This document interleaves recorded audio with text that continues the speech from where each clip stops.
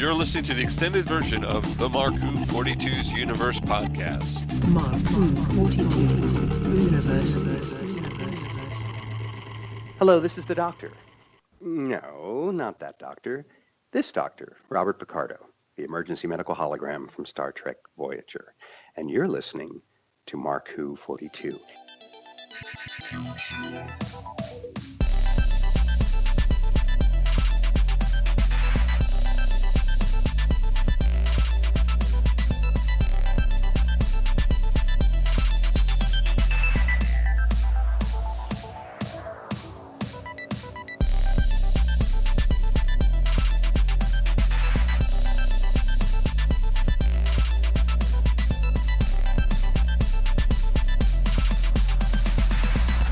Welcome to Mark Who 42's Universe here on Subspace Radio. I'm your host, Mark Baumgarten, and if we got a show for you, it's warp speed ahead, and we're going to engage with our co-hosts, Eduardo M. Freyre.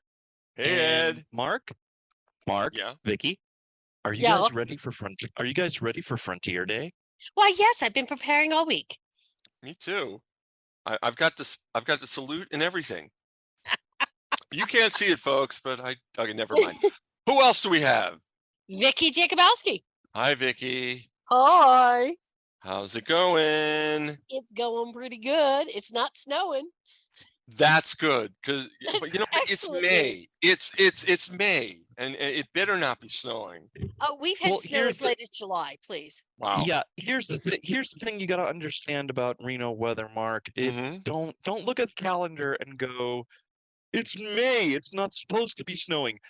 Reno weather, Mother Nature, when it comes to Reno, if you say that, will be like, I'm going to do whatever the blank I want. Who are you? It is supposed to snow in the mountains this week. Yeah. Wow. Yeah, we're going to go from 88 to 66. Yep. See, Mother Nature, when it comes to Reno, is like, I'm going to do whatever I want. Hey, you thought you could put away the sweaters? Fool.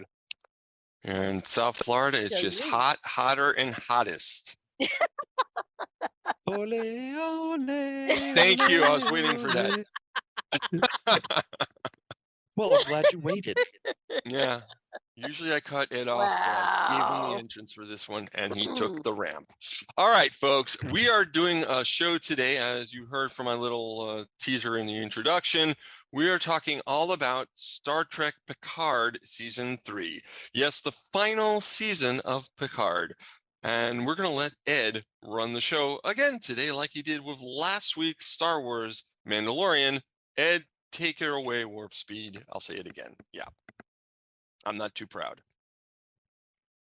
Yeah, it probably would have worked if you would have put on your best Patrick Stewart and said, Make it so. One, engage. I'm going to say, just make it so and start, Ed. I mean, really. And we still don't know what 7 would say. Thanks for cutting her off, guys. We'll get to that in a minute. But yeah, I think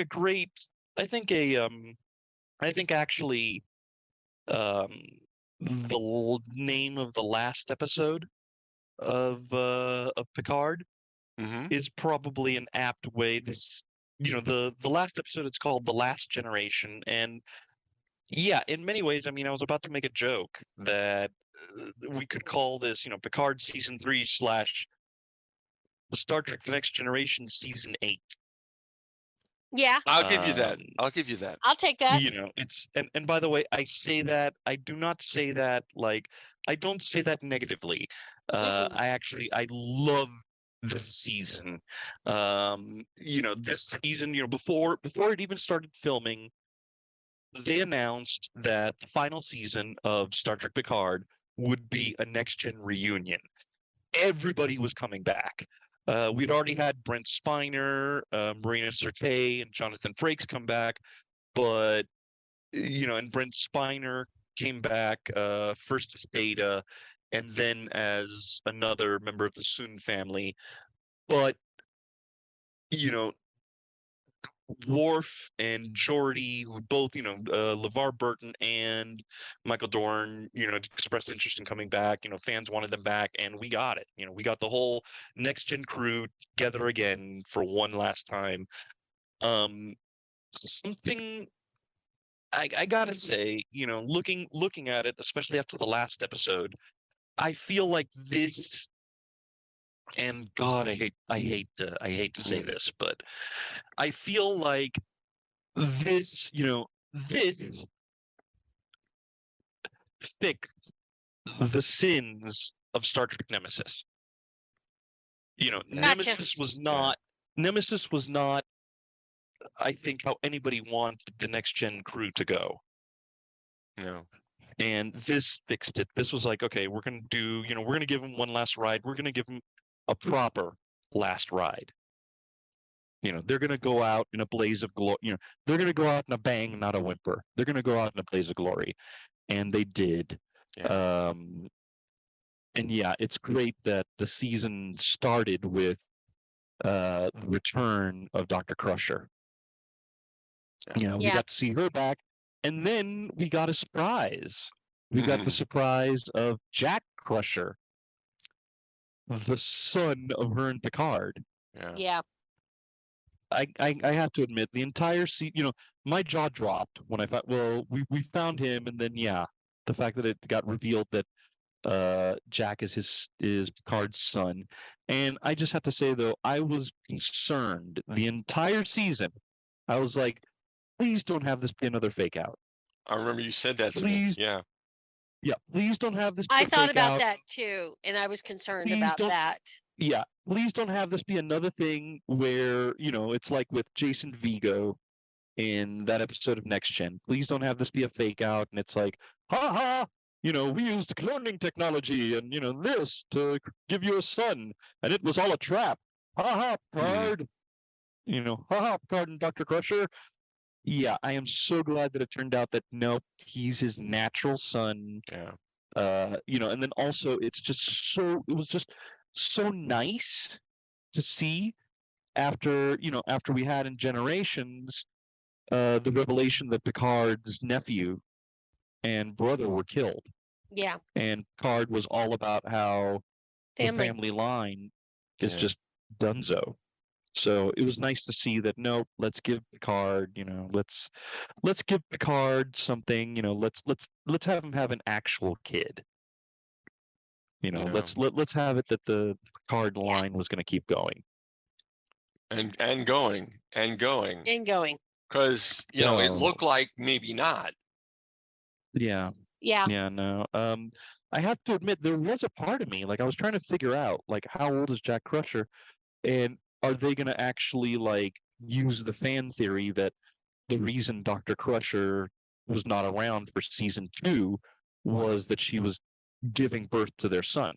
Right. Which isn't the case in this one. It's not the case. No. In this case, after the events of Nemesis, they were a couple for a while. And they hooked up. They hooked up, and that liaison created Jack, and it's like, okay, all right, no, that's fine. If I remember correctly, okay they hooked up a number of times because they kept going on again, off again. Yes. That was part of the problem with the It's a difficult relationship. when you he's her captain, they work together, he keeps putting his life on the line. Yes. Well, and then let's also not forget the elephant in the room that they were friends first. Yeah. For the long time. Yeah. For that. And not to mention that Picard, there's the whole thing with Picard and Jack Crusher Sr. Yeah. Yeah. So it's like, okay, yeah, that's a little it's I don't know if I want to date the guy who was in command when my husband got blown up. It's like that would cause I think it was issues. a very difficult relationship, and I think it definitely showed in the series, in the movies, all the way through now, that they had this connection, probably because they were friends for so long, and every time they tried to make it romantic, something blew up. And Yep. at the end, he was off being Picard, and she wanted more for her son after essentially losing Wesley. Yeah. He may be out there in the universe, but she has in effect lost him. He's not normally in her timeline, and Yep. it just, that would be difficult. And as a mom, I could see where it'd be like, you know what, this one I'm not going to screw up. This one I'm not going to put in that danger. I'm going to go off and do my own thing. Yeah. And the funny thing Yeah. is that she still, because of her nature, which is why she and Picard always would work so well, her nature was to go out and try and save the universe, which is just as dangerous as trying to explore it. She just didn't always, and it was obvious from the opening, the opening scenes where we get to see her and Jack and everything. I mean, that is pretty wild. And that is just a good old fashioned Star Trek, battle to the death. It just was like, yep, okay. Oh, yeah. So later, and then when what you did think about her big speech of protecting her son, it's like, well, sweetie, you got yourself into a few scrapes there now, didn't you? Yep. Yeah. Well, and that does bring us. It seemed, from it's interesting because all the trailers and stuff, there was a big push for Amanda Plummer's character, Vatic, Yeah. being the big bad, and then just trying to figure out, oh, what's her deal? Why is she after Picard like this? And then it's interesting how it played out. Yeah. We eventually have that Vatic was not the big bad, that she was under orders from somebody else. We would have those scenes where she'd cut her hand off, and and then the little thing would pop up, and it's like, hey, what's going on? You want Jack Crusher? What's up? What's up, that? How's that going? I have to say that every time we got a little bit more information, I loved the way that this always had me guessing. Yes. Yeah. I had theories. Some turned out to be right. Most of them were like, because I didn't have all the information, of course, yet. As we got more and more information and we got to learn more and more, I'm like, I did not see this coming this way. And it made it very enjoyable because I couldn't predict very well what was going to happen. And there was always a curveball in every episode. And you go, really? It's just between that and the Easter eggs, I'm just like, wow, you just really made me happy, didn't you? Something I do want to bring up, because you mentioned, I gotta say, when it was revealed that the Changelings were involved in the proceedings, first of all, the light bulb went off. It's like the light went off in my head, because it was like, oh, trust no one. And then the minute we saw was Changelings, I'm like, oh, fudge. Should have got it from episode 1. Should have had it there. No. Yeah, because it's the hindsight, and it's just it's like suddenly when you find out it's the Changelings, everything you saw previously is like, it's like, I got it. Okay, now this makes more sense. What I love is that once it took like about 3 episodes to deal with that initial confrontation with Vatic.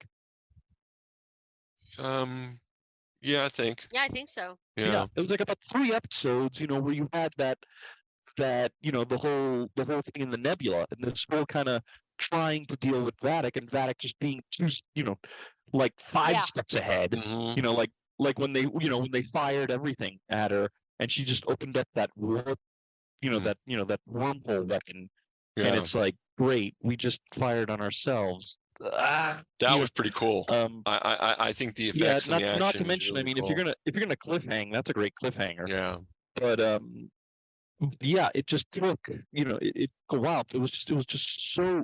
Then when we moved to like the next phase of it, where you had everybody on the Titan essentially being fugitives, and it's like, well, where do you go? Because we go here, how do we know that the person we're talking to isn't a changeling? We go here, how do we know that the changelings aren't going to tell Starfleet, oh, there's the Titan, blow it up, and and they're gonna just do the job, because why would they not trust the person, because we look insane. It's like that level of tension. I love it. The other thing I love, okay, so a little, boy, I do have to say that in the Next Generation, at first, when this character first showed up, I did not like them.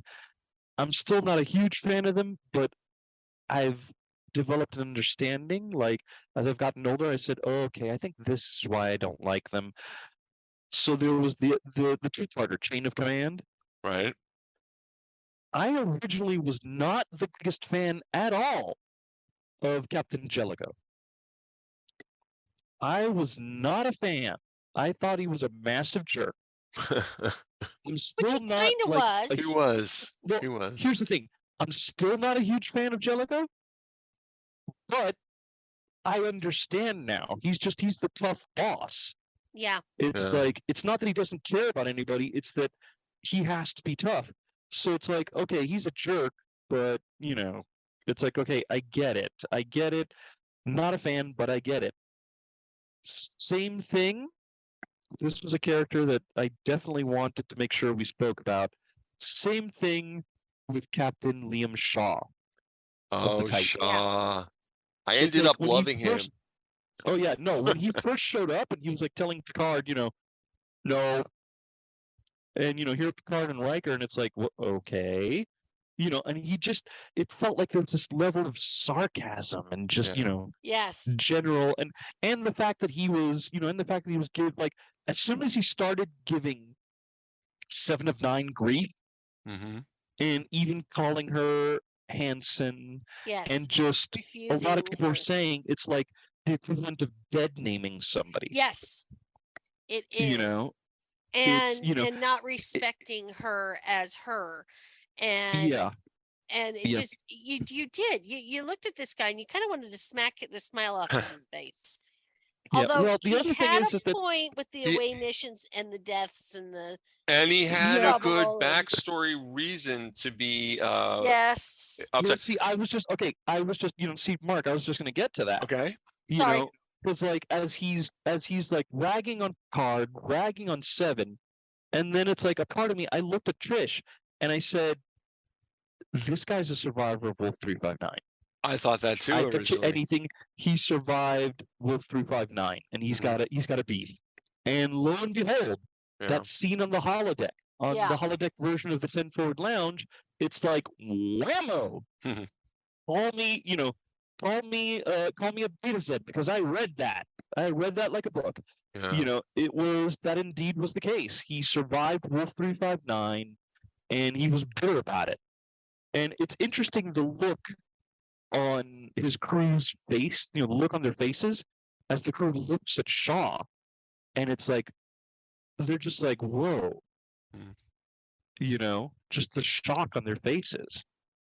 It's like I probably had the same thing, other than the yay, I guessed it. I'm just like, whoa, man. Like this guy, I just kind of wonder, I mean, did they just after he survived and everything, did they just kind of put him back into circulation, or did he just ignore doctor's orders and go back, like, into service? Like, I kind of want to know more.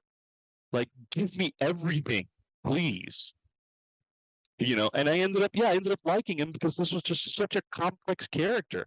Yeah. And I was like, come on, we got to get a series where we get this guy's backstory, where we find out exactly, where we get more of the backstory and we get more of what makes this guy tick. You love a Of good course. complex character, and you Mhm. always Oh, want yeah. more. That's how Yeah. you know that he's well written, and that everything about it just in your head, the more you want, that they've done a great job with this character. Yeah. And the And fact is it's a that sh- by the end of it, you're right. We actually really love him and respect I him. wanted a Shaw and 9 TV series. Oh yeah, Ooh. no, so did I. Because I was like, we have the, okay, Deep Space Nine, we had a little bit of this between Cisco and Kira, Mm-hmm. Mhm, and then a little bit with Janeway and Chakotay, but mhm. for the most part, first officers and captains, they're so simpatico and they're so, in a groove. It would be Right. interesting to see that we got this, we got an ex-Borg, and then we got somebody who has trauma because of the Borg, and they got to work together. And it's like, Yeah. although the fact that at the end, we end up not getting it because, well, Shaw, sacrifices himself. Yeah, to save the crew. And Yeah. then when he said like, oh, 7, Yeah. you have the con. It's like, I just, I'm not, absolutely just, oh my gosh, that was such a powerful moment yes, because and I was, you felt the character completely well-rounded, recognized his error with 7 of 9 previously, and his respect for her was was real. What something upset me about social media, and it wasn't anyone's fault. Okay. Before I saw episode 9, I was a couple days after it came out, when he does the sacrifice. There was a post on Twitter by Todd Stashwick, who played Shaw, basically looking at the camera, just sitting there looking at the camera, getting up, doing a Vulcan salute, and walking out the door. I'm like, oh, come on. You're telling everyone you're no longer in the Star Trek series. What does that mean? Totally ruined that for me. Yeah, no, that is a little. And hopefully, hopefully they've watched the show before they're listening to this podcast, or I just did that to them. Yeah, no. Oh, honey, our shows are always spoilers. Yeah, that's true. Yeah, no, I feel you. I mean, I don't think I got it spoiled for me per se. I do think that I don't think it was spoiled. I think I do think I did get spoiled for me, but I saw something. I didn't see that from Todd Stanwyck. Mm-hmm. But I saw something, and I'm just like, like my alarm went off, and I'm just like, oh no, please God, no. And then the episode, and I'm just like, oh man. But what's funny? I wanted my 7. I wanted my 7 and Shaw series, and I'm just like, oh.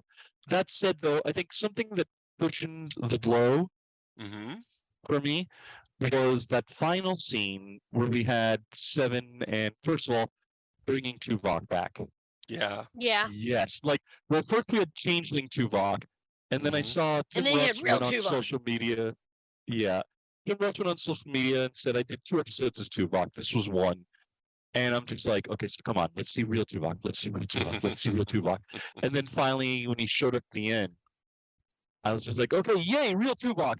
And then that scene between him and 7, the whole request denied. When she's like, okay, I just want to leave now. Can I just leave Starfleet now? And he plays Shaw's like log where he talks about 7, and it's just like, okay, no, Shaw, it's like, we had one last scene with Shaw, and it's like, okay, hey, everybody who, at the start of the series was giving Shaw grief, don't you feel stupid now? And I'm just like, and I'm just there, I'm watching this, and I'm like, you know what? I take it back, man. I take it back. Yeah.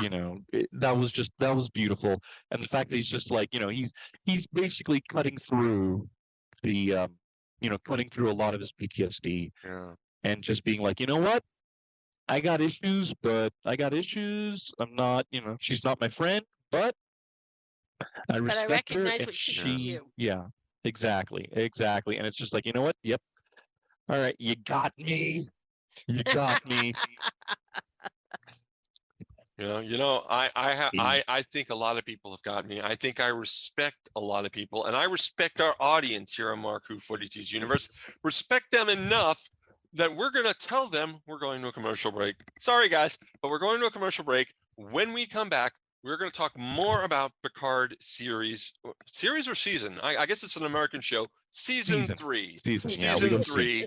Here, Yeah. So please stick around here on Subspace Radio Network. We'll be right back. Don't go away. Don't go away. We'll be back with more Mark Who 42 after this. Pixels in the Animation is the Geekcast Radio Network's video game cartoon review show. We are covering every episode of 9 different video game cartoons. Join TV's Mr. Neil and myself, TFG and Mike, as we trek through multiple Mario tunes, Zelda, Captain N, Mega Man, Sonic, and we are also driving through Donkey Kong Country. Pixels in the Animation is 100 episodes of video game cartoon goodness, so tune in to help us find the Pixels in the Animation, which you can find every Wednesday on iTunes and www.geekcastradio.com. You are listening to Mark Who 42's Universe. Welcome back to more of Mark Who 42's Universe here on Subspace Radio Network. I'm your host, Mark Baumgarten. With me today are Eduardo M, Freyre, and Vicky Jakubowski, and we're talking all about Picard series. I did it again. Picard season 3. I'm thinking so much about being British today with the coronation at the end of the week. Picard, and I really should. Picard season 3, and Ed's gonna continue to lead us on our way through warp speed. I don't know. I'm just making this up as I go along. Ed? and remember, if you want access to our secret content, the password is salt and pepper. Live from New York. It's all right. I had to throw that in there at least once. Yeah. Actually, I didn't have to. I wanted to. And I see how this went. This is what happens when I'm in the captain's chair. There you go. See, Now, did you notice? Hold on. Did Yeah, you notice okay. that almost anybody and everybody got to sit in the captain's chair on the Titan? Huh. That wasn't just the That captain. was a revolving Think about chair. how many people sat in that chair during the season. Yes. There was a lot. Yeah. Yeah. No. Yep. Yep. We did have a lot of people sitting in that chair. Of course, Wow. seven got it at the end. That sounds Appropriate. horrible. That sounds horrible. 7 got it at the end. Did she die? Oh, stop. Well, no, she got that's the what he chair. said. You 7 know we're no, talking the about way the you said captain's that. chair. Okay, Ed, the children. way you said that, it totally was misrepresenting what happened. No. If you're really paying Stop. attention, you know exactly I what I was saying. I know. You know exactly what I I was know. saying. But yeah, all the revolving door with that captain's chair, but the one who, the music stopped, and when it stopped for the last time, 7 was in the chair, and richly deserved. Yes. I know that after the final episode, there was a meme going around because it's a clip from the first season where 7 goes, you owe me a shit card, and lo and behold, it took a couple more seasons, but Picard is a man of his word. Yeah. He did get 7 her ship. Yeah. And boy, did she get a ship. Yeah. Yeah. We'll get to that in a minute. Yeah, definitely. Because wow, I'll say this. I mean, we talked for the commercial break. The Changelings came back. We had Changeling Tuvok. I got to admit that cliffhanger where Riker was a captive of the Changelings. When we saw that Deanna Troi was there too, I was just like, please tell me that. Please don't tell me that. The start of the next episode is going to turn out. Oh, it's actually a Troy Changeling. It is funny. Every time you saw someone, you're like, are they a changeling? Yeah. Are they not? Are they a changeling? Are they not? And you found yourself going, okay, what are they going to know? What are they going to, okay. What's the test they're going to give people to find out who's real and who's not?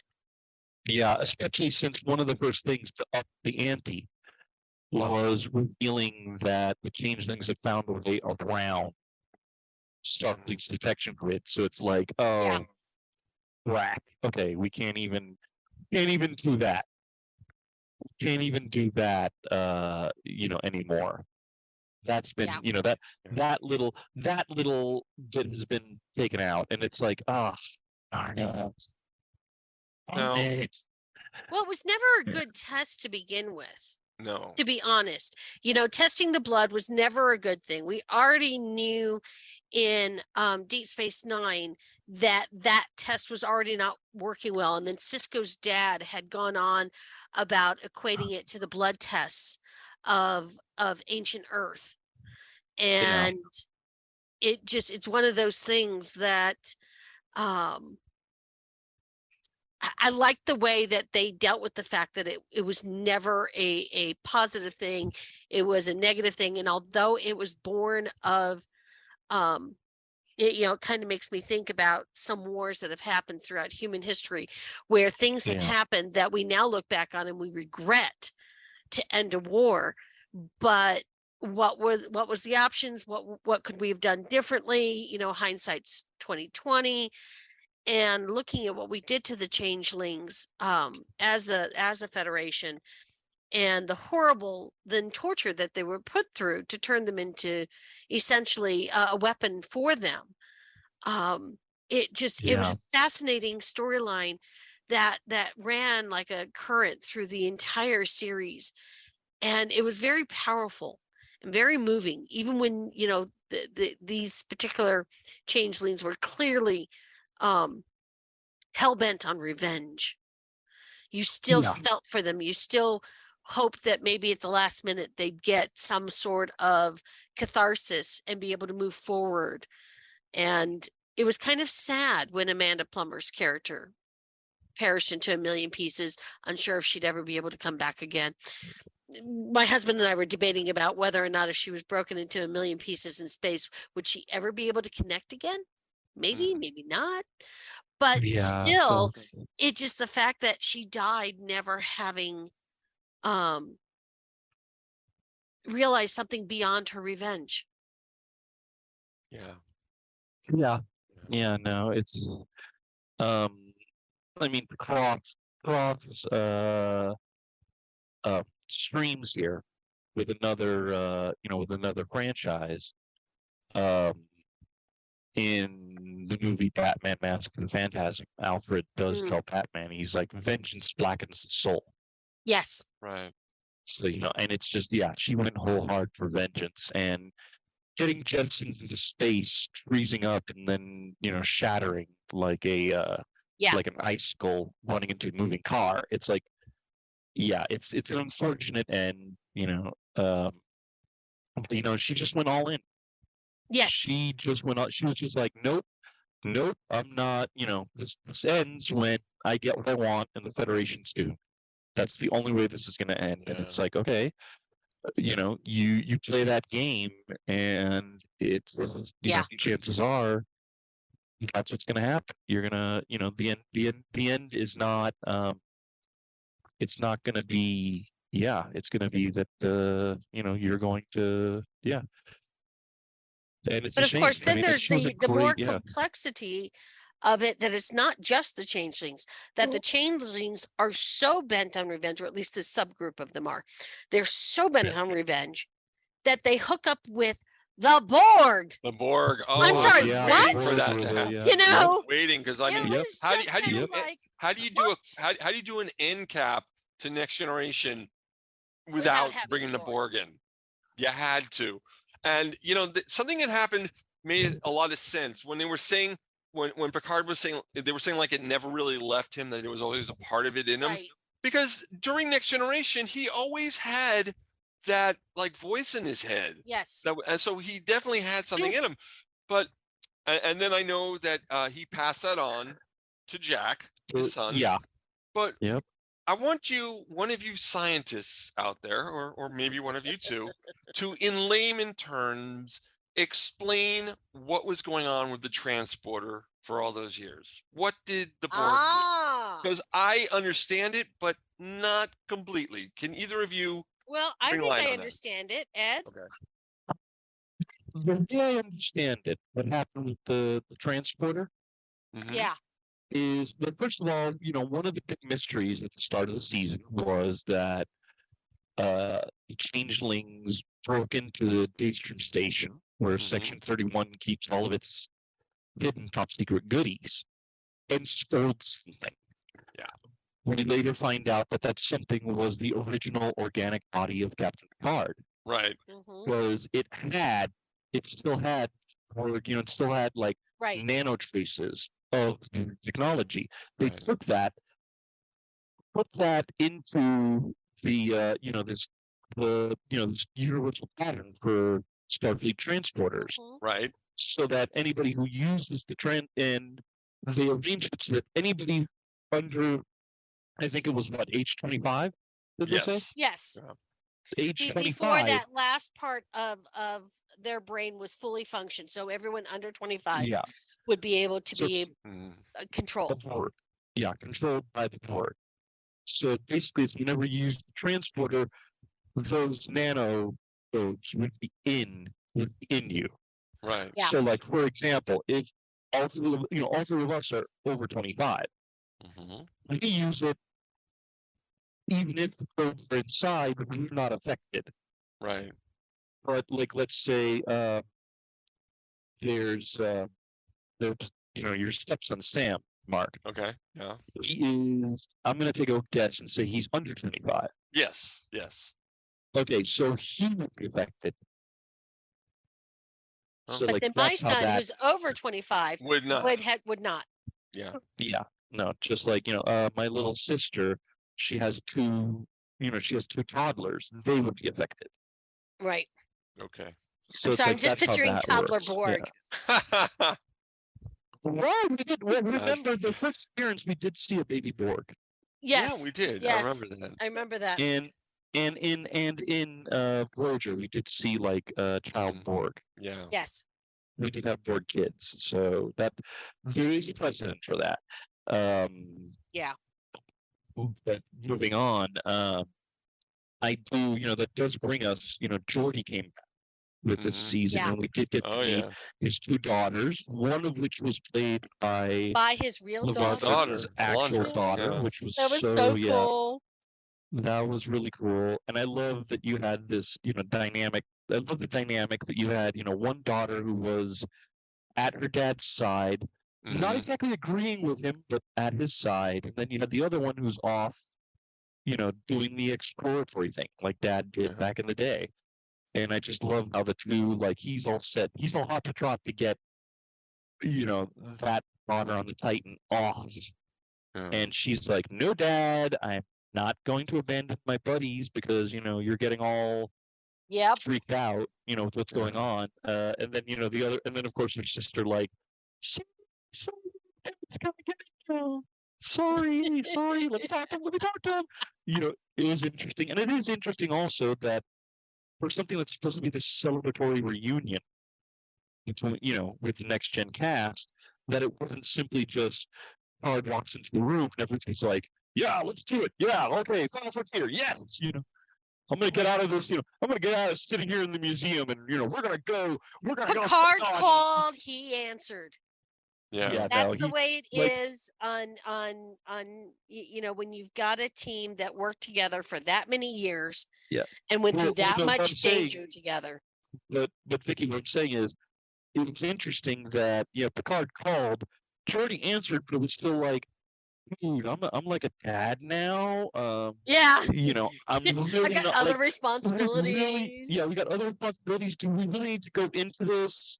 Like, come on, man. Yeah. Come on, dude. I can't just, at the drop of a hat, help you. Especially because you're like considered, enemy number one right now. And it's like, it's like, dude, come on. I got a family here. You can't just show up at my door. That said, though, the Fleet Museum. Oh God, we're bouncing here, but bouncing is fun. Yeah, the Fleet Museum. First of all, the first time we went to the Fleet Museum, it's like, we had the Defiant, we had Voyager. Yeah. Which, by the way, I can understand why Seven got all. You could tell she was getting all nostalgia weepy. Yeah. When she was showing the ships to Jack Crusher. We had Defying. We had the one that I was not expecting. Seeing the Bounty, the HMS Bounty. Yeah. I thought for sure that the Bounty was at the bottom of San Francisco Bay, and there she will stay. But seeing her in the Fleet Museum, Yeah. and then we did have an old school, we had an old school Constitution class, Yeah. which, by the way, actually, what is hilarious, step on this, and I'm like, oh yeah. If you remember the Scotty episode from Next Gen, Yeah. Picard did say he saw a Constitution class starship in the Fleet Museum. And lo and behold, there's the New Jersey. Yep. There's the New Jersey. But I think the thing that made my jaw drop, that I was just like, OMG, oh man. I loved this all is those the ships. most- It was like my entire childhood Oh, yeah. encapsulated, and it was But I think- so cool. I think the coolest surprise out of the Fleet Museum had to be, as we're setting up the final episode, Mhm. Picard and company, it's like, okay, we got to take the Borg on one last time. We Yep. need a ship. How do we do this? And then we see her. Yeah. Yes. We see And she the sparkles. Enterprise D with Yeah. the board. It's like, oh my! It's like that's definitely an instance of I'm not crying, you're crying. And you know, It was just so. Oh, it's like I think the other thing that comes to mind is what Kurt said at the end of Star Trek 4. mhm. My friends leave home. Yeah. It was just so. Yeah. Oh man, it You was just felt such a that full beautiful circle moment. kind of Yeah. hit right there. Yep. And And- yeah. And I liked the fact that there was a plausible reason that they could have the D there, because they couldn't leave the saucer on the planet because of the Prime Directive. Right. Yep. That worked for me. No Yes. need to explain anything else. No, it would make perfect sense. And when it crash landed on that planet, it did exactly what it was supposed to do. Mhm. And although it was damaged, it wasn't damaged beyond. Mhm. And it could be retrieved, it could be fixed, it at least good enough for a museum. Yeah. So it kind of makes sense. And I think about both in military and non-military, the number of ships that we've brought up over the years, and the things that are then put into the museums, and it blows your mind when you look at some of this stuff and you look at how well preserved some of this stuff is, except for Mhm. maybe a hole somewhere, and Yeah. and they bring it up and they put it into museums, and you look at it, you can practically touch it. Some of them you can walk through, and it Yep. it's I feel like it's that sort of same concept, Yeah. that we've taken what we do now with ships in the ocean, we're going to do the same thing with ships in the space. And so it makes perfect plausible sense. If you've ever walked through San Francisco, Hawaii, Mhm. up and Yep. down the East Coast, you will see places where ships are out there that you can touch, walk in, see, feel, smell, that were in these amazing situations, were lost and then found. So And also, absolutely. I love that we had an explanation for Yeah. how how the key is running around. That Geordi this time found parts to replace the stuff that was gone. The nacelles aren't exactly. Mhm. Right. I know. Somebody had said something. On social media, that he heard people complaining that, oh, why didn't it look just like it did in Generations? And it's It like, could never. Geordi was the one messing with this while he Yeah. was in the Fleet Museum. And, just like when Scotty had the holodeck bring up his Enterprise ship, it was the old Constitution 3 refit. Yeah. Yeah. Geordi wanted it to look like it did in its heyday. Yes. Yes.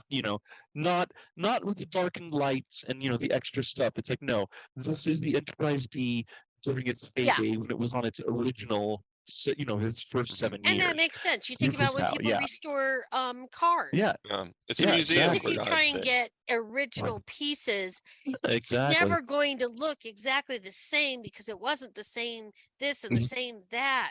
Yeah. Yep. So Or you're also going to want to, if you're restoring something, there might be a certain look that you're going for. Yeah. So even if it isn't, even if so yeah, exactly.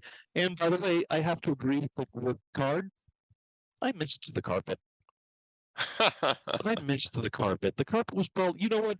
I'm betting back in the day, there were probably quite a few bridge officers that just took off their boots and just, walked with their bare feet on the carpet. I could see that. Yeah, yeah. There's Riker, he has his shoes off, and then, the turtle lift door opens and, he scrambles back to the command chair and just like kind of tries to shuffle his feet so, nobody can notice. I'm pretty sure that happened. Oh God, I think okay, other than the fact that we got the D-back, which was just such a great moment. I gotta say, one of the MVPs for this season. Mhm. Yeah. I loved Worf. I loved his intro. First of all, Raffi was talking. Her contact. I was like, that's the one. You actually It's just- actually questioned me on this when I was just starting to watch it because I was a few weeks late, and you're Yeah. going, who do you think the contact was? I'm like, well, I can't be I don't know, and I was just taking stabs in the dark. And Ed goes, no, listen to what he says, the pattern of what he says, you should know it. And I still Dialogue, didn't yeah. get it. It was Worf. Yeah, it was Worf. It was Worf. Now, This I felt the definitely Worf. same It way. was- It's like I didn't get it at first. So Ed, nice job. Yeah. And I was Ed. like, I know Yeah. this. I know this cadence. I know this. Why? Yep. And it was driving me nuts. And then when they show it's him, I'm like, how in the world did And I it worked. miss that? Mhm. Yep. Oh my And gosh. by the way, I loved the big Worf introduces himself. That was just hilarious. I loved Mhm. his, of the house of, son of Borg, house of Martok, house of Roshenko, slayer of Galvan, king Yeah. of this. Would you like some tea? I know. I know. It Yeah. just. Or it's like, I would date to like the pacifism. Okay, that's like, oh, we don't need that right now. I meditate now. I'm like, I what? meditate now. Yeah. What? Or, he's talking to. And he's always talking to- offering tea. What? No, and then he's talking to Troy, and there's Riker kind of like, dude, you're too close to my wife. She's married now. She's there. It's like, you can tell he's just getting a little PO'd. I think the other thing is that they showed in the trailer for season 3, Uh-huh. they showed Lore was coming back, Yeah. and they also showed another surprise return was Moriarty. Yes. First of That was all, a looking nice at use of Moriarty, him. Yeah. yeah, and you know what? It's one of those things. It's like you watch the trailers and you were like, first of all, seeing Lore back, it's like, well, yeah, you gotta have Brent Spiner back somehow. But then seeing how he got brought back, that Section Yes. 31 decided to take pieces of Beefler, pieces of data, pieces of Lore, pieces of law, and create this cyborg golem.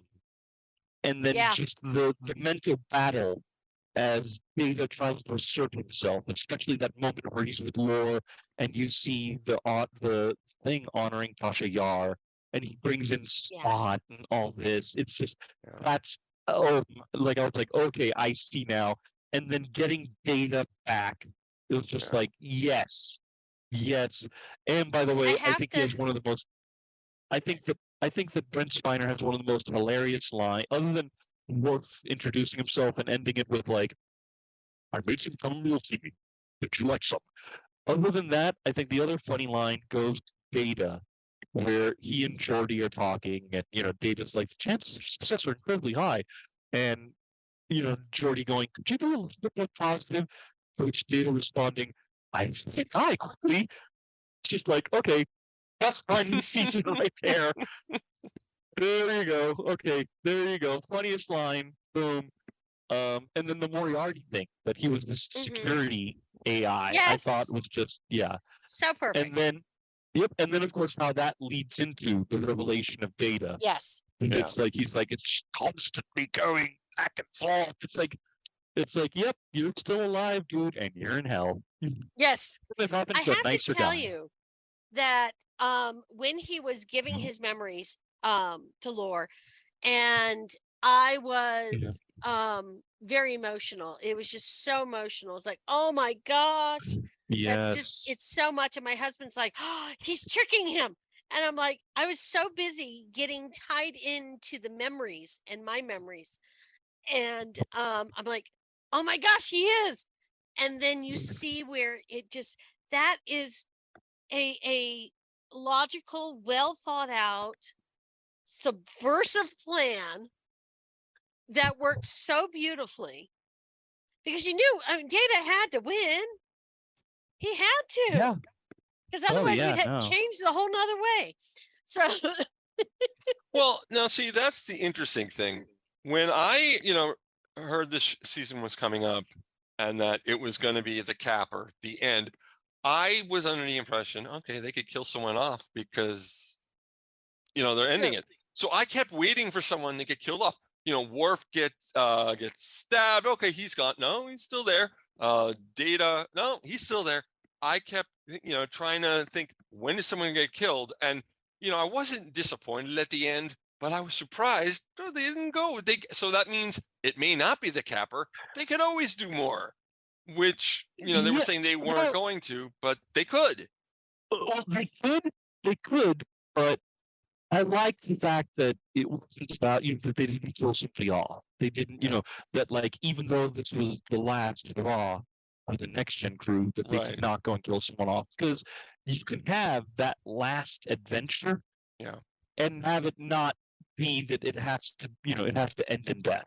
Right. And it was great. It was great. First of all, and again, I was talking at the start of this episode about how I'm glad that Jack Crutcher didn't end up being a fake out. Right. I'm also glad that it didn't end in Jack Crutcher dying. Yes. That, Picard got what, Picard got a son and he got to keep.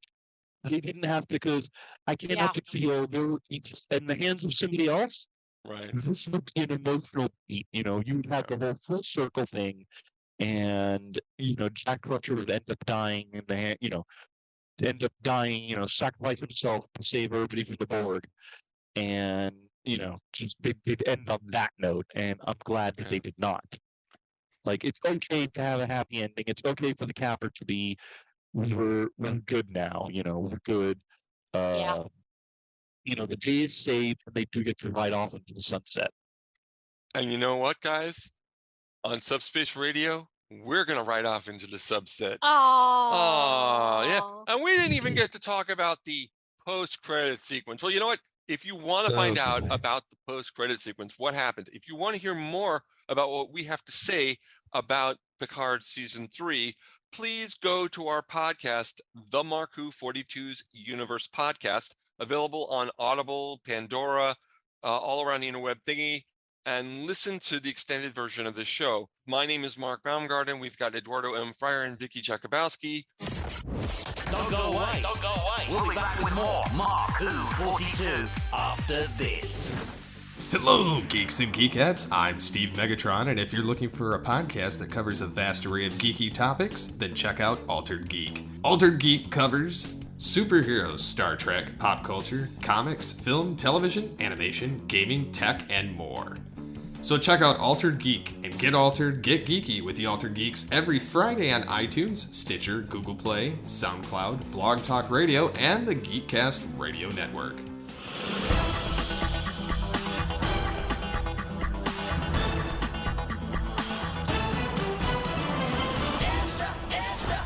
Thanks, guys, for listening to the Marku 42's Universe Podcast, for continuing with us on our long journey through Picard Season 3.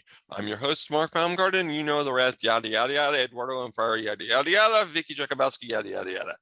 Ed's going to take control, yada, yada, yada, yada. Seinfeld's here for the duration as well. No.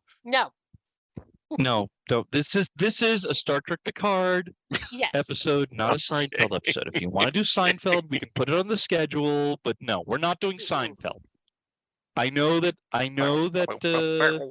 Jason Alexander gets started Voyager, but it's He not did, an didn't excuse. he? He did, didn't he? There's a Yes, he did. crossover there. All right. Yes, he did. You could Yes, he also did. you could also do a Frasier crossover. Mm-mm. You could do a Cheers crossover. You get many crossovers. Okay. Anyway, back to Star Back to Wars. Picard. Back to Picard. Sorry. Lost track of my geek cred there. All right. Okay, come on. Because you know who we You went a haven't little talked crazy. about yet? Yes. Ro. Who haven't we talked about, Vicky? We haven't talked about it. We've talked about Ro. Ro. Ro. Oh God, Ro. Wow. I mean, talk about Oh man. oh my God, she's back. And where has she been all this time? Mhm. Last we Yep. saw her, she left with the Maquis. Yep, and we know in Deep Space Nine, and this was later covered in Voyager, that the Maquis were wiped out. Right. They were They were destroyed. They were devastated by the Dominion. Yeah. So it's like, yeah, Ro has been kind of a big question mark. And like, okay, is she alive? Is she dead? What happened to her? And we finally got it. We finally got that Yeah. she went back to Starfleet. She did her time. She's got a she got a commission. And I know I said you couldn't, you didn't have to end this with death. No. But unfortunately, in Ro's case, yeah, in order to redeem herself in the eyes of her friends, she did make that sacrifice. Yeah. Unfortunately. Yes. But it was good. I mean, as much as I'm sure that we didn't want Ro to bite the dust. Her, her story, at least ending with her redeeming herself to Picard and Riker. At least we have that. For better or for worse. But it was great seeing Michelle Forbes back. I like that it tied into the the overall story, that she was trying to root out the changeling infestation. Yeah. It was good to see her back. I did hear a little there's a little something that I heard. I did hear a little something. Originally, Ro was going to survive. Oh, interesting. So I read this in an article. They were talking, I believe, to the showrunner. And what was going to happen was, okay, so the last episode, it's mentioned in the captain's log that, they discovered the changelings had prisoners that they kept alive, in order to have more use for them, instead of just impersonating them and killing them. And that's how Tuvok came back, that, Tuvok was a prisoner and, he got freed. Then he could go talk to Seven and promote her. Originally, we were actually going to have a scene showing the prisoners getting freed, and Ro was going to be there. Yeah, Oh. and in my mind, that would have been the biggest cop out, because I read something that like they transported her off that shuttle just before it blew up, and I thought, no, you know what, that it's way too much of a cop out. She died. Let someone stay dead. I know, if you don't see the body, if it's science fiction, they're not necessarily dead. Yeah. He had to die. They let Tuvok live. You can't let everyone let live. everybody Someone had to live. die in it. People had to die in this story. You couldn't just have people, oh, we're all right. It couldn't just be the red shirts. Yeah, it couldnn't be red shirt. Yeah. Well, couldn't just you be the red you shirts, needed red shirts. You needed real people to be red shirts, not just the red shirts to be red shirts. Yeah. By the way, I do. For me, I also think of the scene with one thing, though. I mean, one bit of what we didn't. Geordi didn't get to lose his daughters, right? Although I think that was nice. What is probably that is nice, because we don't need this tragedy where it's like giving up everything for the cause, including my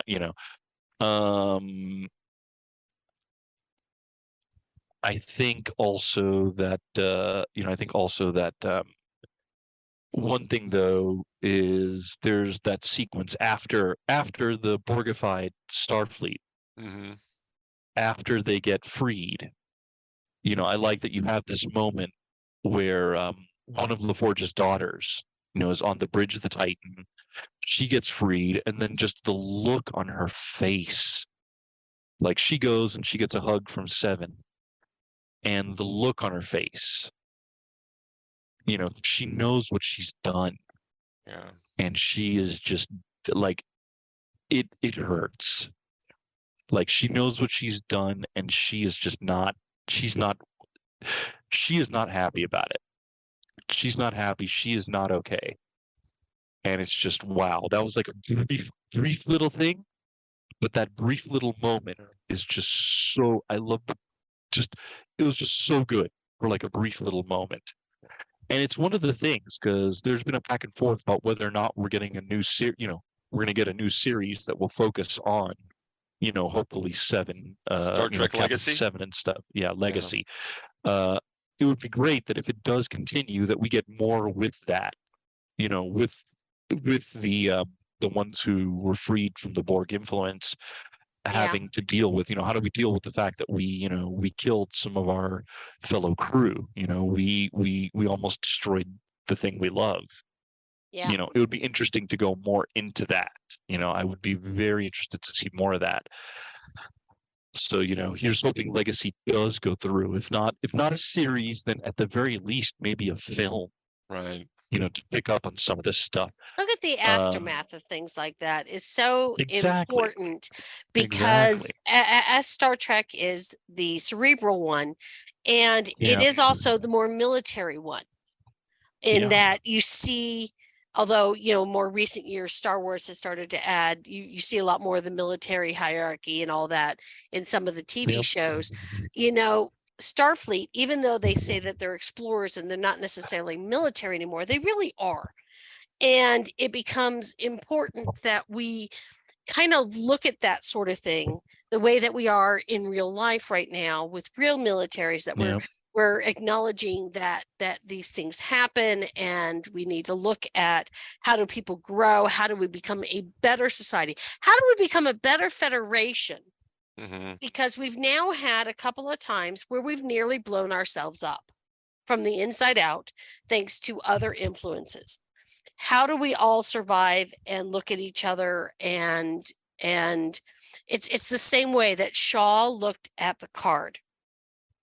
He was no longer Locutus, but Shaw looked at Picard and said, I know who you were. And how many other people are going to look at all the under 25s who then took arms up against their fellow shipmates? Right. It's going to be interesting and difficult, and I'm excited. Go for it. Take us there. There was something, I remember there was a misdirection I took at the beginning that I completely was so far off with the fact, with the don't trust anybody and the people, I didn't even think foundlings or changelings. I was like, well, if you're going to really tie up Next Generation, how about those aliens from Conspiracy in Series 1? The alien type, the bugs that go in. The bluegills. Yeah, I was totally going, that could work, but I was completely off on that one. No, I thought about that for half a second too. Yeah, because I was trying to remember, did any of those species really survive? Right. And it was left open air. It was left so very dangling. It was dangling. Yes. It's still dangling. But I thought, if this is going to wrap it up, let's undangle it. I think, is that a word? Undangle? That, I don't know. I don't. I don't know. I'll say this: there is a part of me that, I think for a minute there, I was like, "Oh, is it going to be the bluegills again?" I know that mostly. I think. Don't quote me on that. Though, I believe that in the novels, they did go over the bluegills. That they did. I think they ended up. I want to say that in the novels they took them back. I remember there was something. Them back. And I think what they did was the explanation was it was like a renegade subset, a renegade section of Trill. Oh, interesting. Okay. And but because for the most part, I believe, for the most part, as far as the powers that be in Trek are concerned, Right. The less we do the bluegills, the better. That episode is not. I think that it also among the wouldn't top have been as impactful. exactly. That's Right. exactly it. I think that it was a good thought for us to have, but it wouldn't have made season 3 what season 3 is. They made the right decision by making it be the Changelings and the Borg. That kind of closed up that history of Star Trek beautifully. Yep. I did hear, by the way, there were some people, myself included, actually, who were wondering, well, wait a minute, what about what happened with Jurati in season 2? Jurati and those Borg. And there was I think the explanation, and I believe that this has also been, officially stated, that the deal with those Borg is that they're not, for lack of a better term, they're not our Borg. Okay. If that makes any sense. They're from a splinter timeline. Right. Right. So they're not connected to the Borg we know and love. They're not connected to the Borg that were, that had the collective totally savaged by Voyager and other things. Right. Which, by the way, the Borg Queen, first of all, great that we got Alice Krieg back. Oh yeah.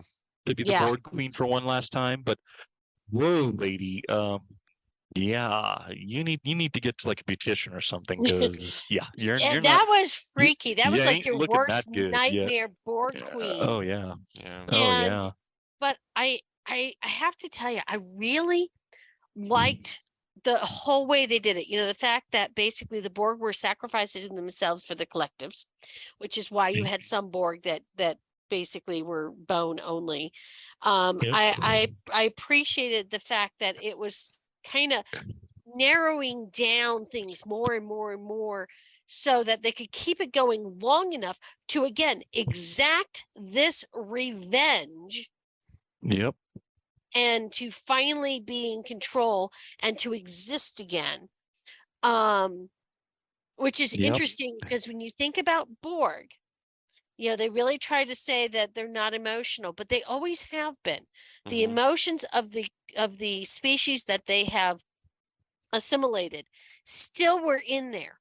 So the fact that she is jealous, she has revenge, she has hatred, she has all this going on, just proves that they were not this perfect combination of mechanical and biological.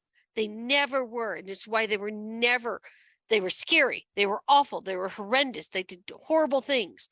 But ultimately, they could never be successful, because they would still fall in their own hubris. Oh yeah, no, definitely. You got the nail right on the head. I mean, if they have anything, they have hubris. That would be the big thing. But she scared the living daylights out of me. We were watching that one late at night, binge watching them all, and I'm like, oh my Lord, I'm going to dream about her in bad ways. No. Oh yeah. Oh yeah. I'm picturing her now, and it was just like, wow, that is creepy. I mean, that is like something out of Sam Raimi's head, Oh yeah. No, it was just like, whoa. Yeah, he probably looked at that and was like, "Oh man, damn it, I didn't get that first." Yeah, did it before I did. But so delicious, so absolutely. Yeah. Whoa. And by the way,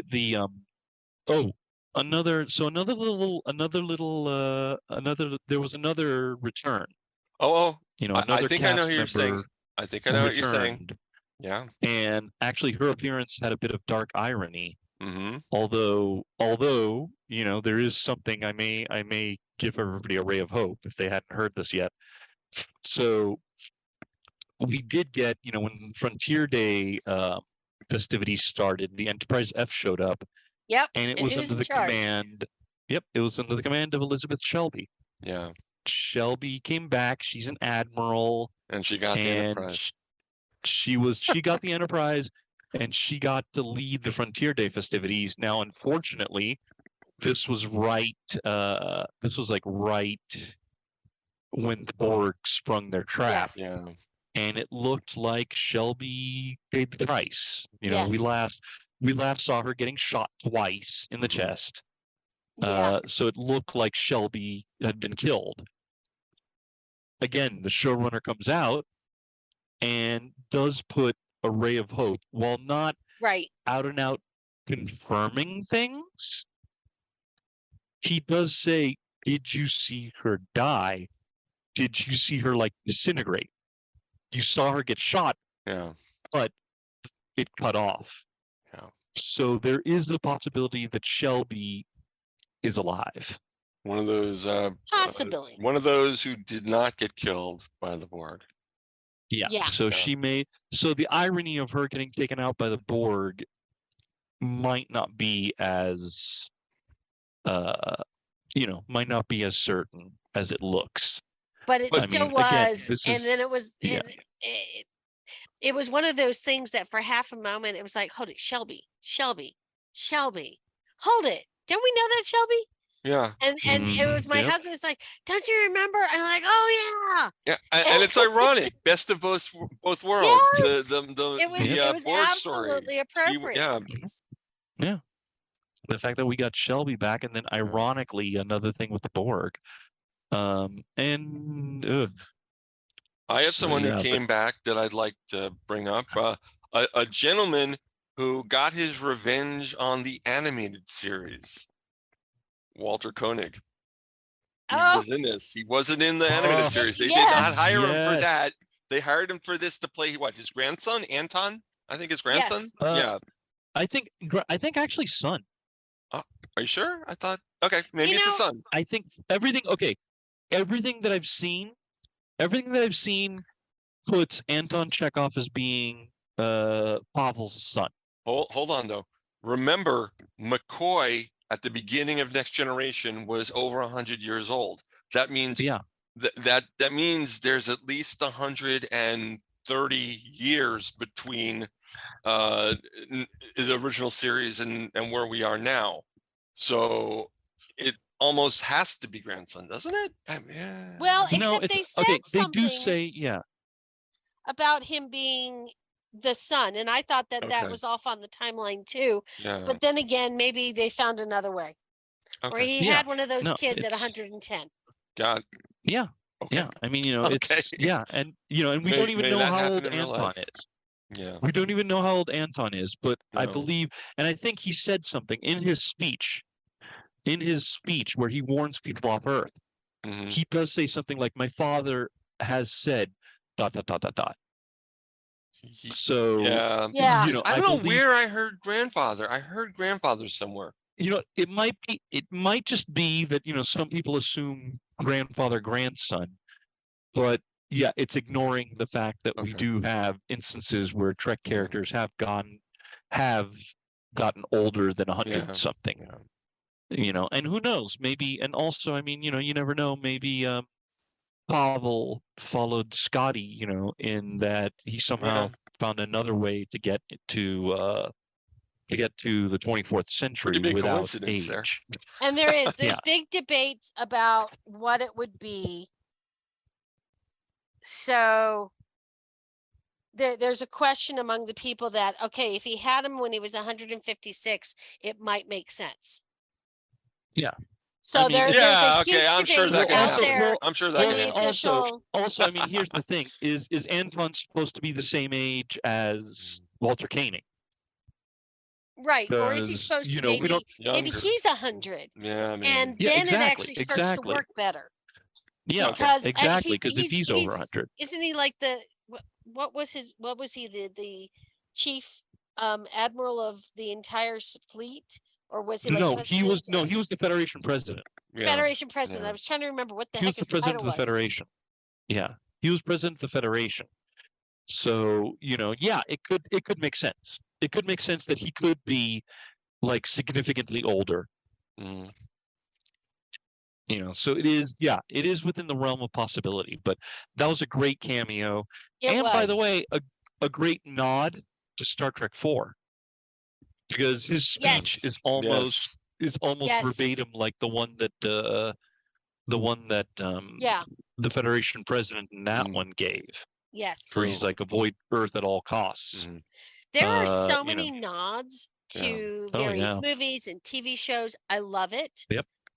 Oh, there is another return from beyond the grave. From beyond the grave. From beyond the grave. Mrs. Star Trek. Mrs. Star Trek. Yes. Majel. Yes, Majel Barrett. Yeah. She made one. That I almost lost it when they get into the Enterprise and it's her voice, and I'm like, oh my God, they didn't. They did. They're awesome. They're wonderful. Because it was just such a this was a love letter to the fans in so many ways. Between the music, I mean, how many of those themes that harken back to either to one of the movies or one of the TV shows? It's just like, oh, I know that thing. Oh, I know that thing. Oh, I know. It's just like the ending. Oh, well, it's like the ending theme. The ending theme for almost the entire season was oh my gosh, the first contact. The first contact theme. Well, if you watch the credits, the second half of each credit is it switches. Yeah. Yep. That was cool. I normally, I sit through the credits unless there's a credit sequence, but I'm like, no, I have to listen to this. I have to watch the credits every time because of this music. It just brought me back. One thing I will say that I thought was beautiful in the end credits for the final episode. Oh yeah. That we had we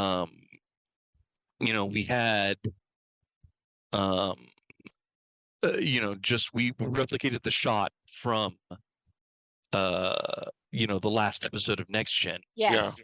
With the crew just sitting around playing poker. It was perfect. I was reading about the poker game. They actually played real poker for about half an hour while the filming was going on, so it could look real. And the joke is that they kept letting Patrick Stewart win. Well, it is his show. I know it's a show, right? But they were. But it was real poker. They weren't like staging it. They were playing poker. I love that. Yeah, no, that's great. That is cool. That is cool. Yeah. I'll say, one thing also. At the end of the episode, that moment where Troy uses her her connection to Riker to find to rescue them. Yeah, that was awesome. And then that shot where you have everybody on the ground, they look up and there's the D flying over them. Yes, was just so beautiful. And a couple of people brought this up on social media, and I was just like, no, that's perfect. They thought back to Encounter at Farpoint, because you have that moment where McCoy and Data are walking down the hall, and McCoy's last words, he talks about the Enterprise. He says it's a new ship, but she's got the right name. And his last words to Data are, "You treat her like a lady, and she'll always bring you home." And you know what? And she did. The Enterprise D did good by her old crew and brought everybody home. And it's just so beautiful. Oh my gosh, visually. And then Getcha. And there's been a bunch of people, including like people I know personally, that they love Beverly Crusher going Mama Bear. Yes. And just being like, just grabbing the controls and just being like, okay, just like, all right, all right. Doctor's on duty. Doctor's making a house call. It's like, whoa. Okay, and the lesson here, children, is don't get Beverly Crusher mad when you're after one of her kids. By the way, I actually, because we did bring up at the beginning of the episode, we did bring up that Wesley is basically Off. gone. That was so disappointed. This is something that disappointed me to death. I mean, I did watch The Ready Room. Every week I watched The Ready Room, so I did get my fill of Will Wheaton. But well, here's the thing: in those Ready Room episodes, I didn't get a chance to watch them, but because I did read that Will Wheaton has his own canon for why Wesley didn't show up, and why he didn't meet up with his half brother. But did he explain that in The Ready Room? Unfortunately, I didn't see episode 10, the last one, so I don't know. But it's interesting to point out. I did. But I did. Okay. I did. Oh, okay. I did read this in an article. Okay. I did read this in an article that Will Wheaton's headcanon. Right. This is how Will Wheaton sees it. So mileage may vary as to whether or not this is that as a part of the Travelers. Right. It's kind of like when you become a Jedi, that you have to break off your personal ties. I could see that, because that would be really hard to not always go back. Yeah, and as being part of the Travelers, he can't go back to see his family. Well, I mean, so if you think now about that he's made a commitment. Yeah, but the end of season 2 of remember I told you this, Ed, that my theory of how to get data back, the data lore thing, was that the first working life form that Sun created that was taken by Wesley at the end of season 2. I thought that maybe he brings her there and that's where he shows up, and she somehow gets the data to work. I was wrong, but I thought that was a great way of bringing Will in. No, but I can also see that might have been too much. I would have loved for him to be in there. I was a little sad that he wasn't, but at the same time, I can see where, when you're a traveler, you kind of need to not interfere with your own timelines. Right. That would be your family and everything else, because that could get really messy really fast. But he came back. Hold on. He came back in Nemesis to the wedding. Even though they cut most of the scene out, he was there in his timeline there. He does come back to his family. I think with that one, it was he bent the rules a little bit. Actually, I think I remember reading something about that, to where it totally violated the rules of the time to come back for the wedding. Oh, yeah. Okay. I vaguely remember something about that. Yeah. And in one of the scenes that was cut, there was even a comment about that he had to violate, essentially the Traveler's prime directive to be able to come back. I'm having a memory of that. Something about a cut scene. I thought they just cut it for time. I know that there is that also, there is something, I know there is a deleted scene, and I saw this on YouTube, that does have him back for good in Starfleet, and apparently he was going to be working on the Titan. But it seems like since that got cut, it's just not it's not canon. I know that there was another explanation that he did come back using his traveler abilities, and that the reason we see him in a Starfleet uniform is that when he came back, he was in the nude and somebody gave him a uniform. Gotcha. Like when he came back, he thought that he was he thought it was going to be a Beta Z wedding. And he came in for the wrong one, so it's okay, all right, wait, here, don't worry, we got an engineer's yellow uniform, just wear this, if anybody says anything, you're back in Starfleet. That's funny. So that, and I got to admit that one, the whole thing that he kind of cheated and broke the rules to come back for the wedding, I think I like that better than I do he's not just back in Starfleet, or he could have always come back. It's just, for whatever reason they didn't want Will Wheaton back. Right. I do, one thing that I thought would have been traveling conundrum. Yeah. One thing I would have loved, though, and I was hoping that this would happen. I was hoping that for the last episode, that some of the other, some of the the lower decks next gen crew Mm. would have popped up to help, to help out. Like, it would have been cool if like O'Brien, Alyssa Ogawa, Reg Barkley, if that group could have like, somehow like, I don't know, shown up in a shuttle, and then Picard and crew pick them up, and it's like, oh, they're back on the, back on the Enterprise, and maybe even O'Brien makes a quip. It's like, I'm not going to go back and just work the transporters again. I'm chief of Starfleet engineering. Like just kind of give a little bit of shade if they're like, you think you can beam them out, and just give them like a look. That didn't happen, but what we did get, I'm happy with. So it's like, as much as I would have loved to have seen them, I'm not mad. I think that it's always that weird little balance you have to do, because I mean, you have to look at it from an actor's perspective, from a timing perspective, from if everyone's just there and they each get a line, well, there's another half hour. And then if you don't have them talk, well, isn't that a waste of a cameo? Right. Well, also the fact that, even though this was the swan song for the next gen crew, that the show is called Star Trek Picard, not Star Trek fan service. Like, you can have the fan service, but if you think about it, the whole season was fan service. It was. It really was. It was the perfect. I totally loved it.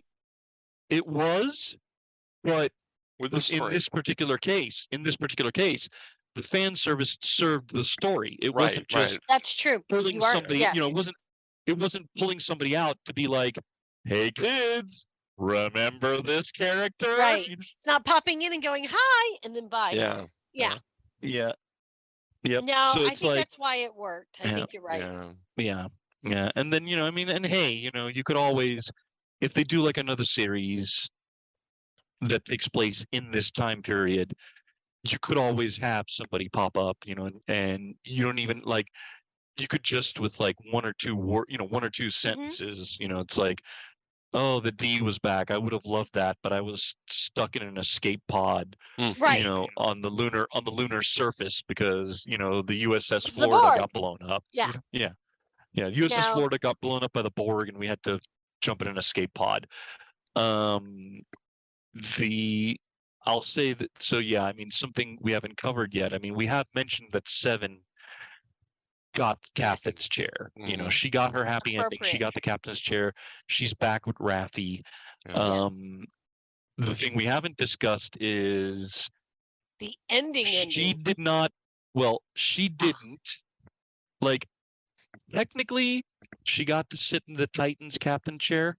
Of course, when she was in charge of the Titan after. But then this was after, real. After Captain Shaw passed away and passed it on to her. She was in charge of the Titan. Of course, she had to deal with a freaking Borg infestation, so she didn't get to enjoy the chair. Anybody who was a captain had to deal with an infestation because all the ships. Right. Yeah. But now she was the real appointed captain. Yeah. Yep. And by the way, and this is one of those things, she got to be captain of, the Titan got repaired, and the thing is, it got renamed. The Titan is now the USS Enterprise G. Yeah. And that was just like, that was another thing of it felt my right. friends, we've come. Yeah, it felt right. And it's like, my friends, we've come home again. Yeah. Like, we got to go home twice. The Enterprise is still, the pride of the Federation. Yeah. And the fact we have it has a female captain and a female captain representing the LGBTQ community. Yes. Yeah. It's like, and then everything about it was just so amazing. Yeah, and I love that, and keeping it in the family. Jack Crusher's there as like special counsel to the captain. I love when he just sits down, starts giving orders, and Seven walks in and goes, out. Told you, everyone sat in that chair. Everyone sat in that chair. Yep. It's like, no you're not in charge of the ship. No, you're not taking my. Get out. You haven't earned it yet. Okay, boy, move over.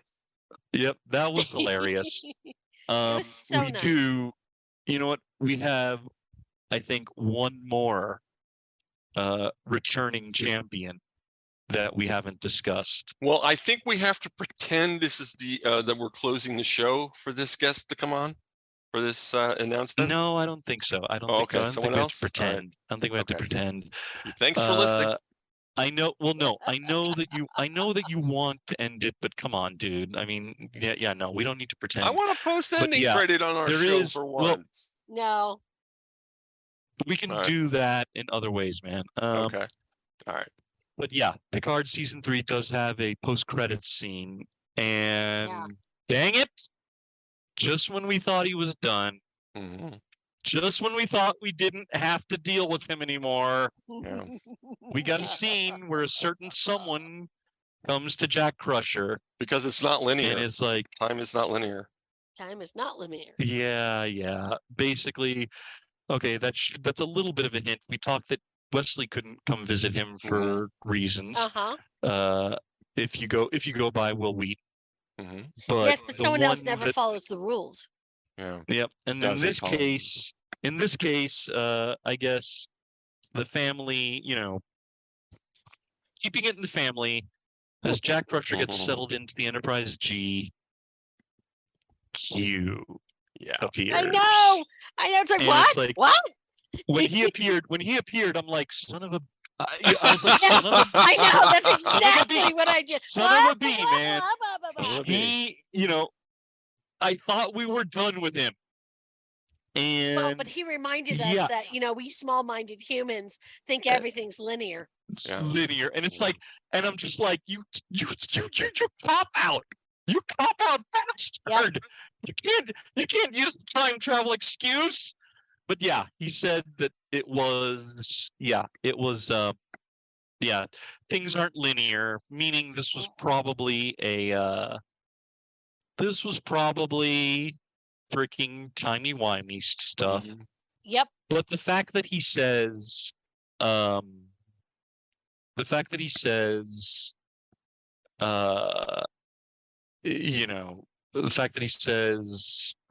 he's like, oh, you told my dad the trial was over, and he goes, the trial was over for him.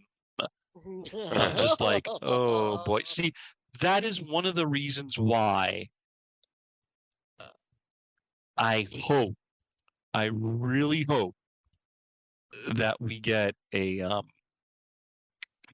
season, we get the Star Trek Legacy. Yeah. Because you can't end it on that and not give more. Like, seriously, we need to see what, Always leave them wanting something more. Yes. You can't always get what you want. And I'm not going to sing the song, all right? So don't worry. Oh, good. Because then I'd have to hurt you. Okay. But if you might get what you need, but that's besides the point. I'm not saying it. I've stumped Ed. Ed is being quiet. He's fuming. Anyway. Ed is fuming. He's sitting there. You can see the steam coming off his head. Yeah, I'm not fuming. I'm going through my phone right now and thinking of my friends in Florida. Who can I call to to have them go to your house and smack you? Who do I call? Who might be available? Q might be available. I'm sorry. No, that was bad. We lost Hugh in season 1, unfortunately. Unfortunately. But yeah, I really hope that we get something, because come on, we can't. Yes. We need. Okay, now that you've given us this cliffhanger, we want something else. Just give us what it is, because a little bit more of Q is always welcome. I remember when Q would pop up from time to time on Next Generation, and some people would say, well, that's a cop-out. But he's such a delicious foe, adversary / friend sometimes.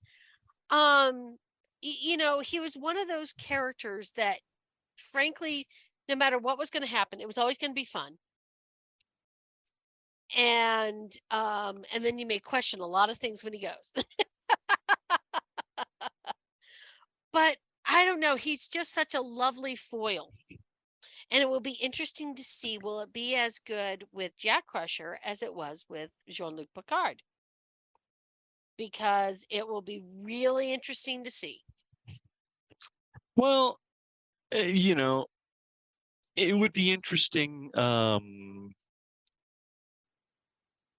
It would be interesting to see how, how how Jack reacts. Because I mean, we know that Cisco was not, in the mood for the BS. Like, we know that he actually punched you in the face.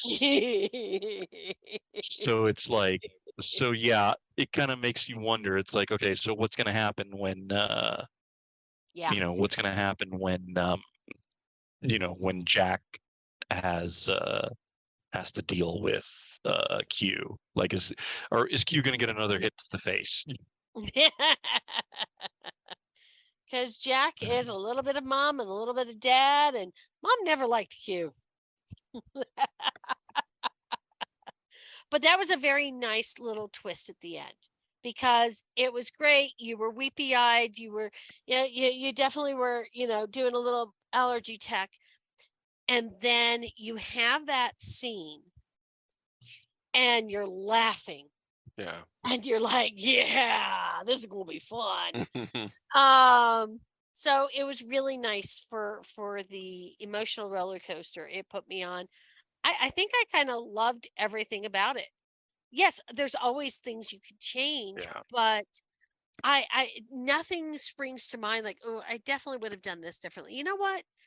I liked it. I enjoyed every minute of it. And then I was kind of sad when it was over, because I was like, and that's it? We're done? Okay, next one. Come on, next one now. Now. You know how I am. It's like, as soon as I like something, I want more. I have that problem. I just had a good time with this. I don't want to compare apples to oranges, but we talked about Mandalorian last week. We're talking about Star Trek this week. Picard wins for me on this one. And yes, apples and oranges, but still just work better. Because I know I was watching Mandalorian and I was like, okay, this is good, but is it almost over? This, like you said, Vicky, more. I don't be over. I could have went with Picard for a full season, 26 episodes. I would have went for that. And more, maybe a second season, a season 4. The cast was great. I remember at the beginning of this season, every time they bring out Troy, Deanna, it was like short sequence. I'm like, are they shortchanging her? Because she was in the last, 2 seasons ago. They're not going to use her. And finally, when she's captured and she's brought on, and I'm like, okay, this fits. This works. In the story, it's perfect that they didn't bring her out. And that happened a lot with this. It just, everything intricate and everything just worked. When Ro came out, wow. When Shelby, wow.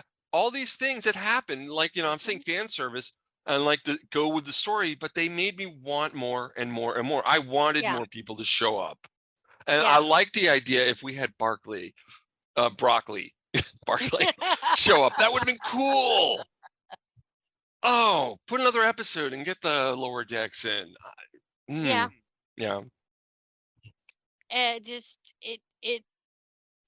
See, I like Mandalorian and Picard for different reasons. But it's the same reason that, I like Star Wars and Star Trek. Right. And I'm glad I have both. Yeah. Well, I mean, that's why I said apples and oranges, because they are 2 different things, and I do love them both.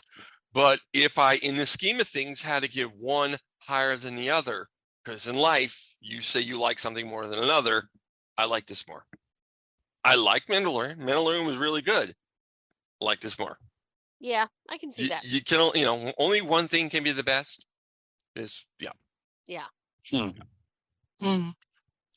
I like both equally. Well, okay. because they both had little bits of, both had like things of satisfaction that are just yeah. But I mean, in the scheme of things, how do you like everything the same?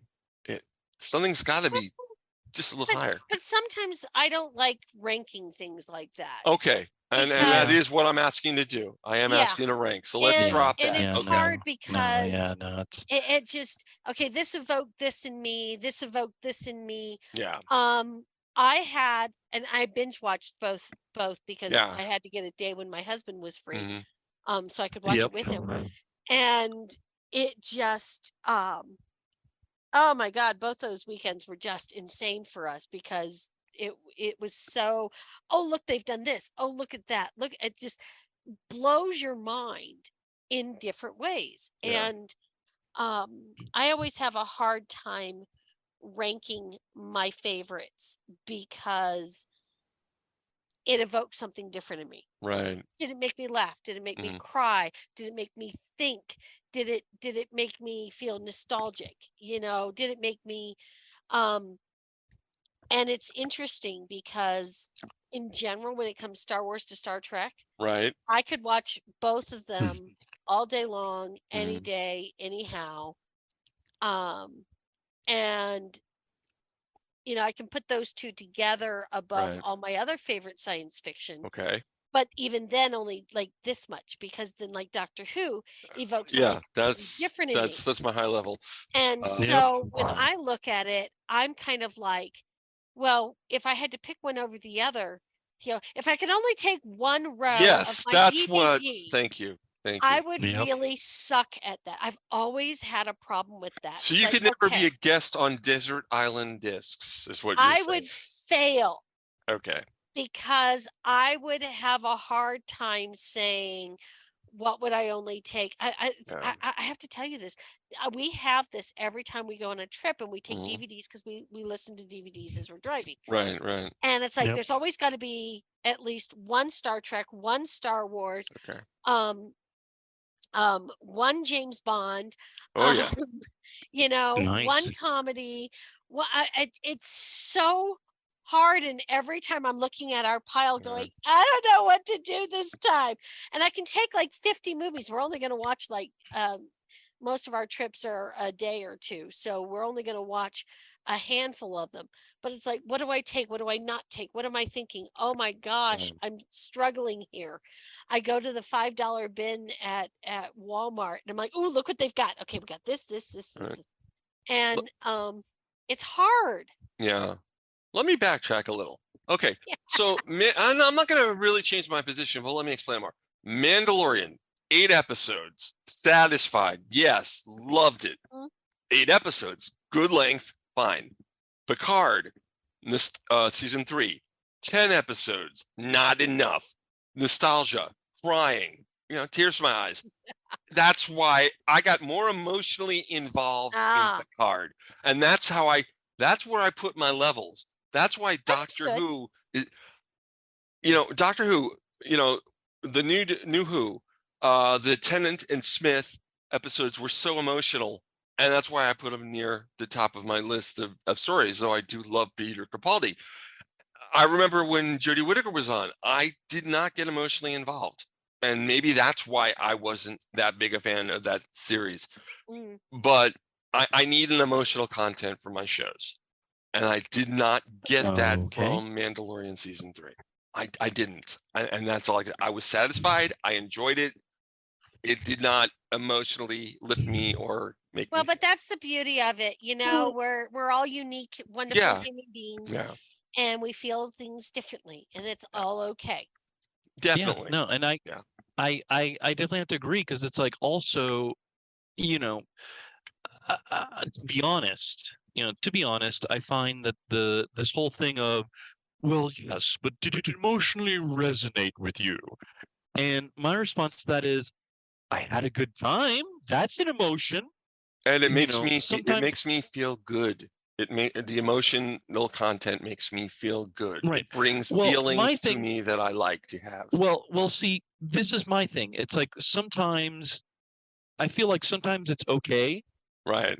To simply just have a good time. Like it doesn't have to, it doesn't have to reach, some sort of, there doesn't have to be some sort of like, I don't know, it feels to me, sometimes like too much effort is put on, there has to be these Reaching to your beats. core. Oh, no. It Or has the- to be reaching subtle to the for me. core, It has to or- be subtle. Yeah. It can't be like we're forcing this emotion on you. It's got to be subtle, but Right, it works for me. But you also I see what you're saying. where I'm I coming from. totally You get where where I'm you're coming saying. from. That Yeah. sometimes it's like there's too much of a thing of like, oh well, if it doesn't have this kind of emotional beat, then you failed, Right. or something along those cases. Which I think or it has to there has to be this kind of deeper meaning, or or you failed, and it just to me, I'm just like, okay.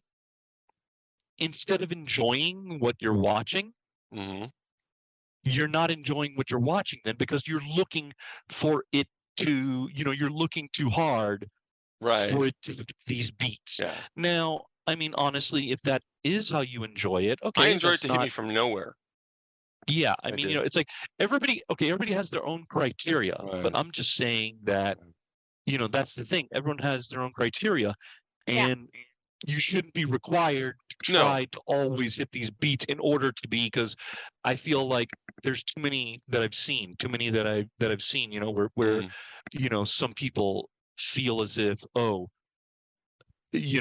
only way that anything can be successful is that it has to do this, this, and that. And that if it doesn't do it, it's a failure and it has no artistic merit. No. And I'm just classic Doctor Who did not usually there were some points that emotionally, but classic Doctor Who did not emotionally. I still count that as my highest.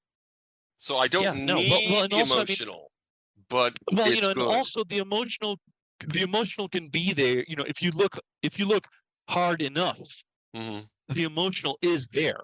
Well, I mean, when Joe left the Third Doctor, that was emotional. Or even that was Or even look at just even look at, like, for example, the Aztecs.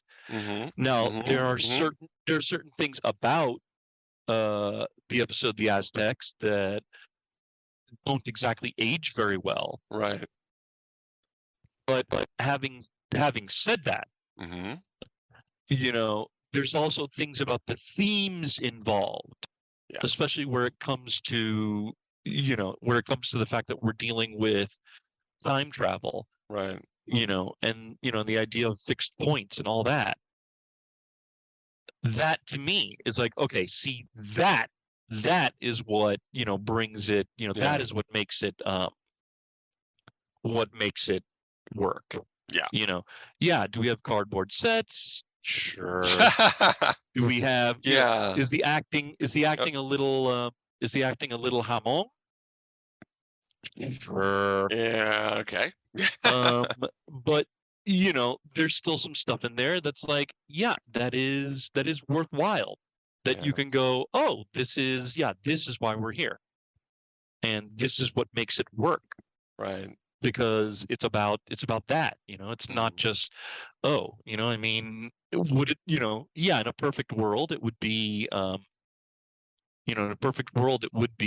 we'd have the special effects and and other things to kind of make it all come together. But we're not in a perfect world. So it's we got to use what we got.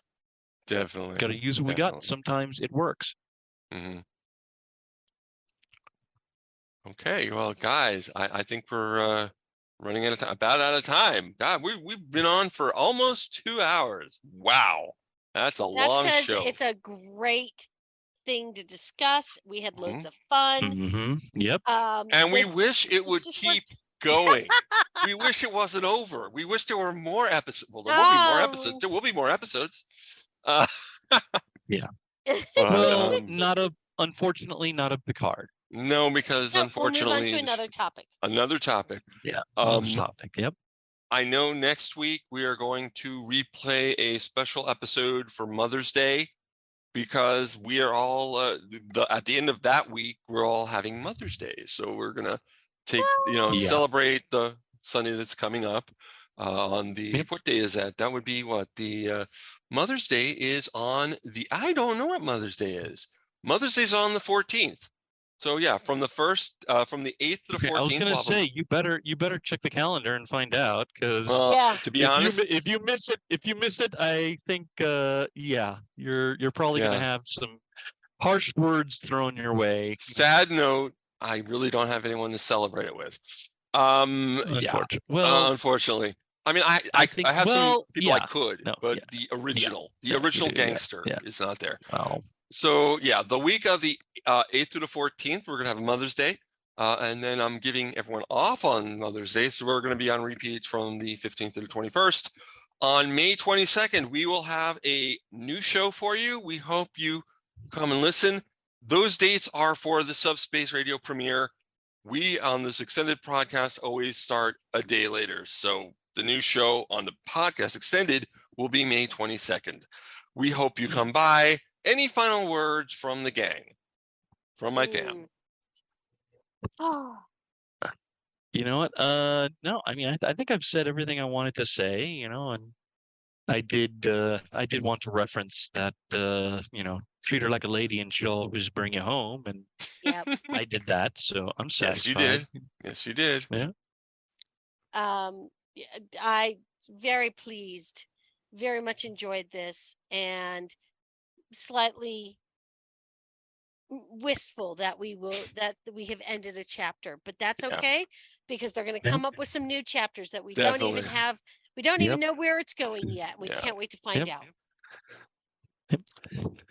Okay. Make way for Star Trek. Riker buys reading glasses. I would watch it. I would watch it. Okay, so Captain Riker. Number 1, number 2. Number 1, number 2. I think number 2. On that note, happy Mother's Day, everyone, in a week, and we'll see you next time. Bye. Number 1, number 2. Oh, God. Number 3 or number 4? Help. 3 or 4. Thanks for listening to Marku 42's Universe, featuring Mark Baumgarten, Eduardo M. Freyre, Vicky Jakubowski, and Zion Kuros. This show was produced and directed by Mark Baumgarten. If you'd like to get in touch with us, go to our Facebook page or email us at marku42s.universe@gmail.com.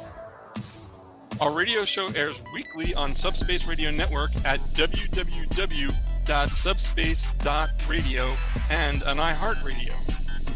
You can listen to our old shows at our website, marku42.com, and many podcast platforms such as iTunes, Audible, and Pandora. And if you want to hear shows dating back to 2012 with over 150 celebrity interviews, try our YouTube page, Marku42. Marku 42's Universe, copyrighted 2023.